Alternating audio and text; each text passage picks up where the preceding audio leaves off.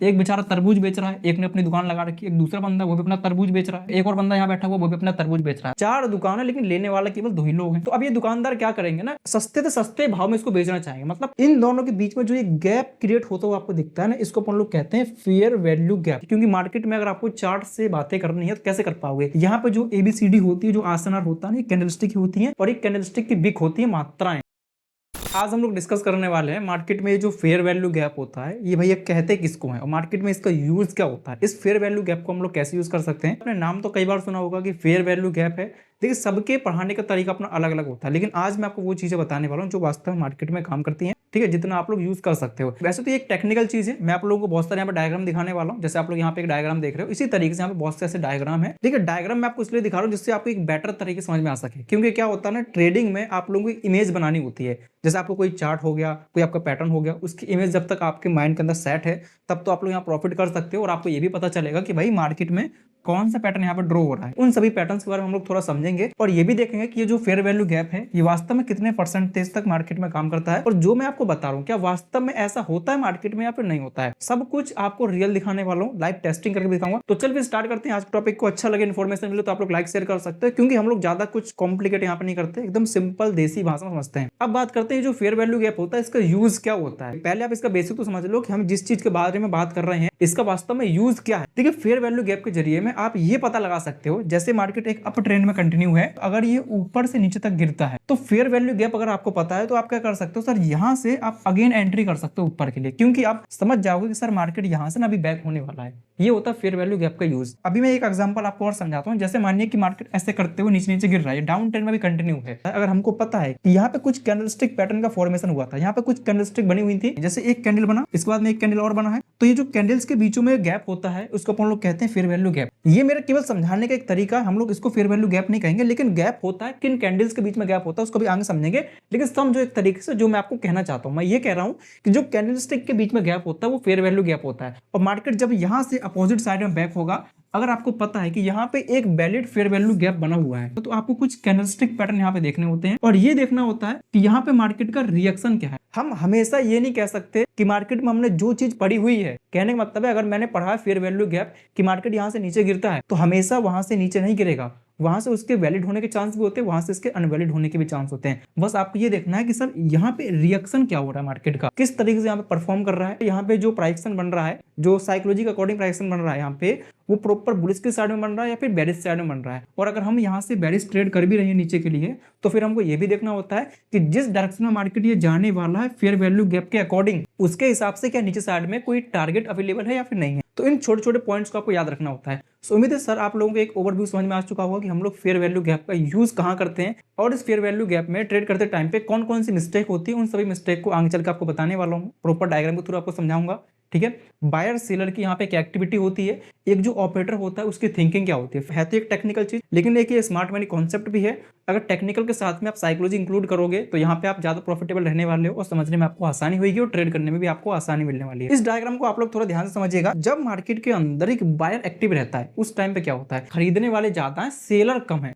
जब बेचने वाले कम हैं और खरीदने वाले ज्यादा, इसका मतलब क्या होता है कि प्राइस की जो वैल्यू वो बढ़ेगी। मेरे पास ये पेन एक ही है लेकिन लेने वाले यहाँ पे 10-15 लोग हैं, इसका मतलब क्या हुआ, मैं तो ये चाहूंगा ना कि जब ज्यादा से ज्यादा लोग लेने वाले हैं तो इस पेन को मैं महंगे से महंगा बेचूंगा क्योंकि लेने वाले लोग ज्यादा हैं। अगर मैं इसका प्राइस ज्यादा भी कर दूंगा तब भी लोग लेंगे। ये मार्केट की प्रॉपर एक चाल होती है। इसी तरीके से मार्केट में डिमांड और सप्लाई ये काम करती है। तो यहाँ पे क्या कि सर डिमांड ज्यादा आ रही है, डिमांड जब ज्यादा आएगी तो उसका प्राइस ऑटोमेटिक बढ़ेगा। अगर ये डिजिटल बोर्ड का रिक्वायरमेंट ज्यादा होता और डिजिटल बोर्ड बनाने वाली कंपनियां केवल एक ही होती तो सोच कर देखो ये कितना महंगा यहाँ पर डिजिटल बोर्ड बेचती, बहुत महंगा, क्योंकि कंपनी एक है, ठीक है। बोलते नहीं वो नौखे के पाई टेटे हलाई, वही बात है यहाँ पे। ये गांव की थोड़ी कहावत है एक तरीके से। ये जो चार्ट बना हुआ है इसमें आप प्राइस को ऊपर साइड में करेक्शन करते हुए देख रहे हो कि मतलब जो बायर्स का प्राइस है वो ऊपर साइड में इस तरीके से जा रहा है, एक ऐसे अप ट्रेंड में। प्रॉपर मार्केट एक अप ट्रेंड में कंटिन्यू है क्योंकि बायर्स यहाँ पे ज्यादा है और मार्केट में बायर लोग ही मार्केट को टेक ओवर कर रहे हैं ऊपर के लिए। अभी ये वाला पैराग्राफ एकदम खाली है इस वजह से क्योंकि हम लोग सेलर की बात नहीं कर रहे हैं, हम लोग केवल बायर्स की बात कर रहे थे अभी के टाइम पे। अब थोड़ा और आगे चलते हैं हम लोग। इस चार्ट के अकॉर्डिंग आपको समझ में आता है कि मार्केट में जो सेलर लोग हैं ये ज्यादा है जबकि बायर लोग बहुत ज्यादा कम है। जब बायर लोग कम होंगे सेलर लोग ज्यादा होंगे, इसका मतलब क्या हो गया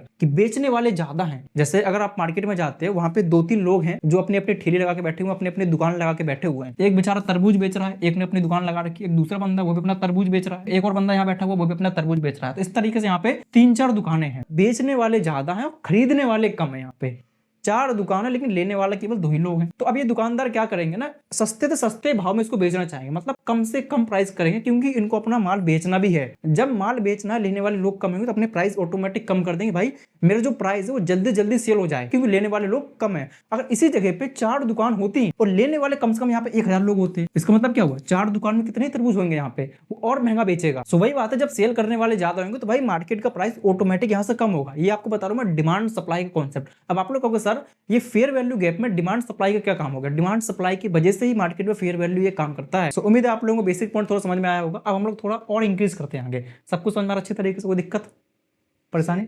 बढ़िया, चलो जी। यहाँ पे जो ग्रीन कैंडलस्टिक बने हुए हैं, इनको मैंने एक सीरीज वाइज लगाया हुआ। कहने का मतलब है कि फर्स्ट कैंडलस्टिक ये है, सेकंड कैंडलस्टिक ये, थर्ड कैंडलस्टिक ये है।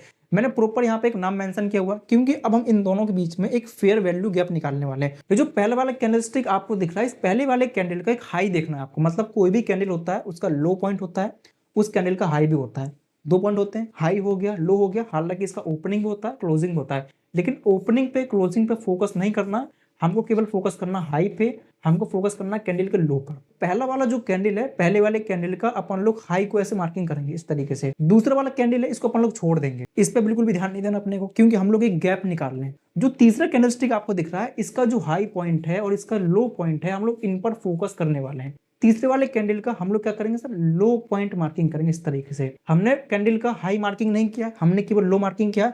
फोकस आप क्या कर रहे हो, जैसा दूसरे वाले कैंडल को अपन लोगों ने छोड़ दिया। पहले कैंडल का जो हाई है, तीसरे कैंडल का जो लो है, इन दोनों के बीच में जो एक गैप क्रिएट होता हुआ आपको दिखता है ना, इसको अपन लोग कहते हैं फेयर वैल्यू गैप। इसका यूज क्या करना होता है ये भी मैं आगे आपको बता चुका हूं, लेकिन दोबारा से मैं आपको दिखाऊंगा और चार्ट में भी इस चीज को दिखाने वाला हूं कि वास्तव में मार्केट में किस तरीके से काम करता है। जो गैप मैं आपको बता रहा था उसको थोड़ा और बेटर तरीके से समझने के लिए आप इस पर थोड़ा फोकस करिए। आपको क्या कहना चाहता है, पहला कैंडल था, हमने इसका हाई मार्किंग कर दिया। ये वाला कैंडल है जो तीसरा वाला कैंडल, हमने इसका लो पॉइंट मार्क कर दिया। बीच में जो गैप बना होता है इसको अपन लोग फेयर वैल्यू गैप कहते हैं। ये तो हो गया अप ट्रेंड के बारे में, जब मार्केट बुलिश होता है उस टाइम पे। बेरिश ट्रेंड जब मार्केट होता है, जब नीचे गिर रहा होता है, ऐसा तो है नहीं कि मार्केट ऊपर ऊपर जाएगा, हमेशा नीचे भी गिरेगा। जब नीचे जाएगा तो ऊपर जाएगा, क्योंकि मार्केट की एक चाल होती है, इस तरीके से कुछ करेक्शन करते हुए ये मटकती चाल चलते हुए मार्केट चलता है। तो जब नीचे गिरेगा सर, तो पहला कैंडल है जो जहां से मतलब गिरावट आना स्टार्ट हुई है, आपको बीच में कहीं पे नहीं देखना है, ये देखना है कि जहां से गिरावट आना स्टार्ट हुई है मार्केट में, वहां का जो पहला कैंडल होता है। जैसे कहने का मतलब मेरा ये कि कोई एक रेजिस्टेंस पॉइंट है, मार्केट ऐसे करके ऊपर ऊपर गया, रेजिस्टेंस पे टकरा गया। अब यहां से क्या होता है कि पहली कैंडल बनी नीचे के लिए, ये पहली कैंडल आप लोग मान लो, दूसरी कैंडल बनी, तीसरी कैंडल बनी, इस तरीके से। जो तीसरा कैंडल बना होता है, ये जो पहला कैंडल बना होता है, आप इन दोनों को मेजरमेंट करिएगा। इनके बीच में जो गैप होता है, आप उस गैप पर फोकस करना। तो ये वही गैप मैं आपको दिखा रहा हूँ। डाउन ट्रेंड में क्या होता है, पहले कैंडल का हम लोग लो मार्किंग करते हैं, और अप ट्रेंड में क्या होता है, पहले कैंडल का हम लोग हाई मार्किंग करते हैं। इसका हमने लो मार्किंग किया, इसका अपन लोगों ने हाई मार्किंग किया। जबकि इसमें क्या था, हम इसका हाई मार्किंग कर रहे थे, इसका लो मार्किंग कर रहे थे। बस जस्ट उल्टा होता है डाउन ट्रेंड के अंदर। देखिए, तो उम्मीद है आप लोगों को प्रॉपर फेयर वैल्यू गैप समझ में आ रहा होगा। डन?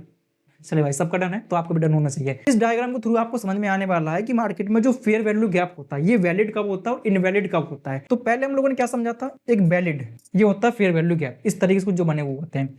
ये बुलिश ट्रेंड ही है मार्केट में, एक तरीके से ये भी वैलिड है। जैसे जो कैंडल्स की बिक हैं वो आपको बहुत कुछ बोलती हैं। आपको लगता हो भैया लंबी सी बिक बन गई, कुछ नहीं, इतना छोटा बिक बन गया, कोई बात नहीं, कैंडल ही है।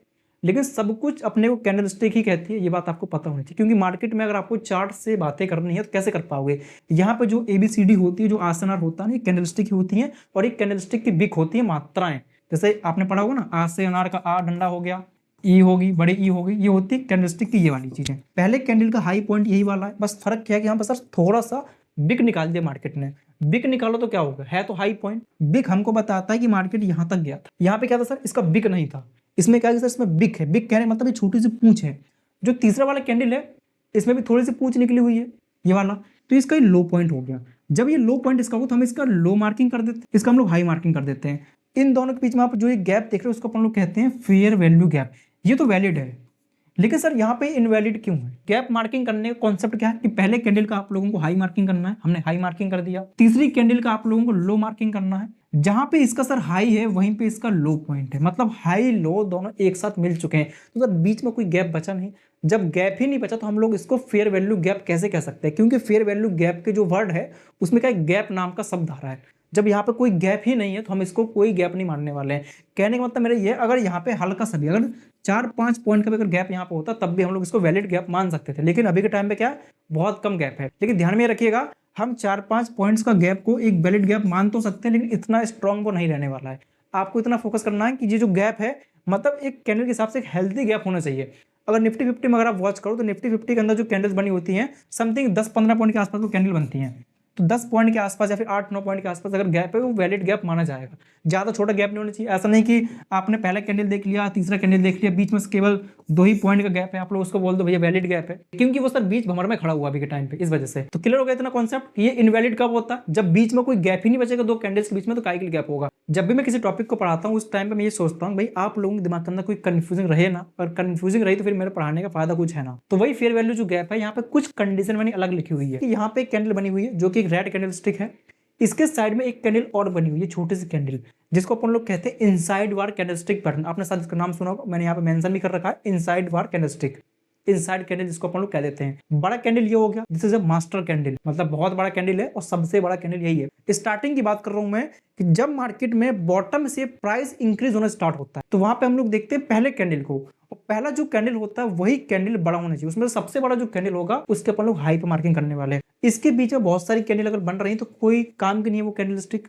क्योंकि मास्टर कैंडल अपनी ये वाली है सबसे बड़ी कैंडल स्टिक। तो पहले कैंडल के सर अपन लोग हाई मार्किंग ऐसे कर लेते, बीच वाली कैंडल स्टिक को हम लोग बंद कर देते, छोड़ देते हैं, ये कैंडल किसी काम की नहीं। इसके बीच में कितने भी कैंडल क्यों ना बन जाए, 4, 5, 10, 15, 20, 25, 50 जितने भी कैंडल बन रही है बन जाए, लेकिन जो बड़ा कैंडल होगा मास्टर कैंडल, हम लोग उसके हाई को मार्किंग करने वाले हैं और बीच वाले कैंडल स्टिक को छोड़ देंगे। अब बीच वाला कैंडल स्टिक अपने को कैसे पता चला, जो हाई को ब्रेकआउट कर देता है उसको अपन लोग कहते हैं बीच का कैंडल, जो होता है सेकंड नंबर कैंडल।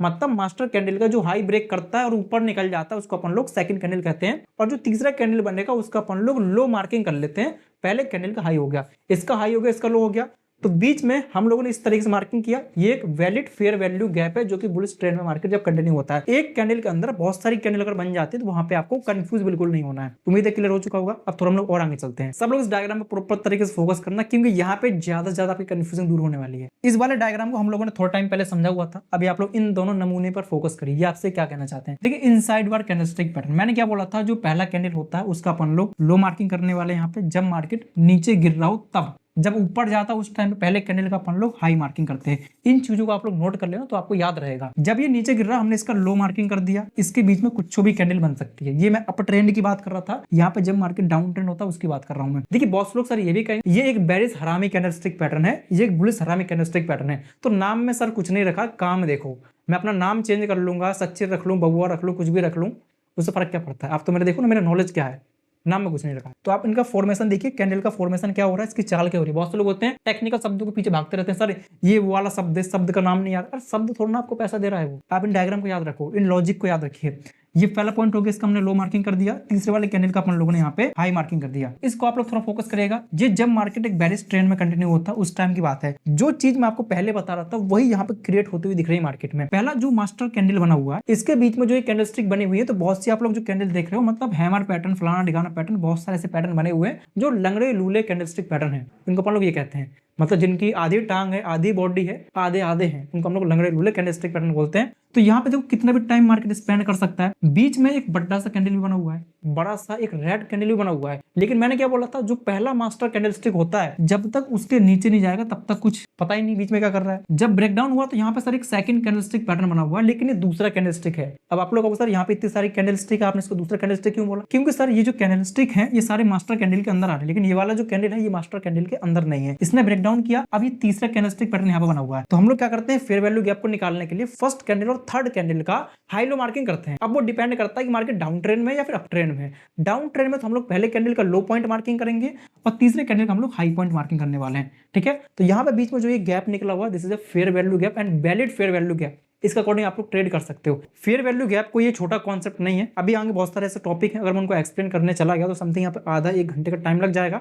तो मैं सोच रहा हूँ कि एक वीडियो में इन सबको डिस्कस ना करके अपन लोग इसको सेकंड पार्ट में डिस्कस करने वाले हैं, और सेकंड पार्ट में मैं आपको लाइव ट्रेड करके दिखाऊंगा आप लोगों के सामने कितना प्रॉफिट होता है, कितना लॉस होता है, ये सारी चीजें। आगे चल के बहुत सारे डायग्राम है, उनको भी मैं आपको एक्सप्लेन करूंगा, तो वीडियो ज्यादा बड़ा ना हो जाए और आप लोगों को थोड़ा बोरियत फील ना हो। फेयर वैल्यू गैप के साथ में साइकोलॉजी कैसे इंक्लूड करनी है, इन सब चीजों को अपन लोग नेक्स्ट वाले टॉपिक में अंडरस्टैंड करेंगे। लाइव ट्रेड भी वहां पे होने वाला है। कुछ डायग्राम यहाँ पे और हैं जो वैलिड होते हैं, जो इनवैलिड होते हैं, कैसे ट्रेड करना है, ट्रेड करते टाइम पे आपको किन किन बातों का ध्यान रखना है, किन किन कैंडलस्टिक पैटर्न का यूज करना है, इस सारी चीजें अपन लोग अभी आगे चल के स्टडी करने वाले हैं। तो इस टॉपिक को हम लोगों ने यहीं पे स्टॉप कर दिया है। ठीक है, लाइक शेयर करिएगा, मिलते हैं नेक्स्ट टॉपिक में, तब तक के लिए जय हिंद, टेक केयर।